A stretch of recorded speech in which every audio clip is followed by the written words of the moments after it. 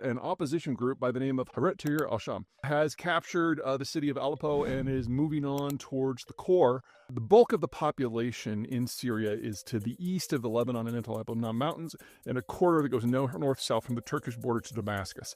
Basically, these are a combination of oasis cities and cities that are on rivers, and so these are some of the very, very few parts of the country where you can actually grow food. This core has always been vastly supermajority populated by Sunni Muslims, and usually what happens in Syria is all the other groups gang up on the Sunni Muslims, and so the current government of the Assads is an Alawite-led group.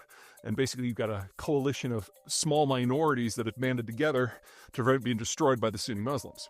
So when the civil war broke out in Syria, you basically had the Sunni Muslims, who are the supermajority, rising up in some way, rejecting minority rule and trying to reestablish themselves. And the fact that Sunni Muslims form the backbone of most of what we would consider Islamic terror groups, such as ISIS, the terror groups, if you will, had a lot of willing collaborators throughout the majority population. What's going now is this new group is basically a rebranded old group and is making another go of it.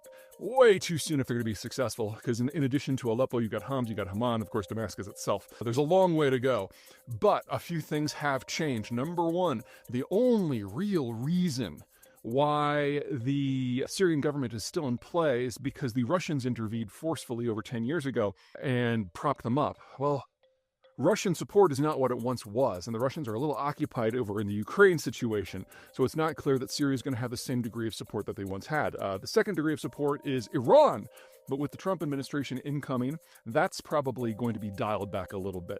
And the third is, indirectly, the United States. The United States, after 9/11, decided that we didn't like Sunni, Arab, Muslim militant groups, and went to town on them in places like in Iraq and Afghanistan and Syria.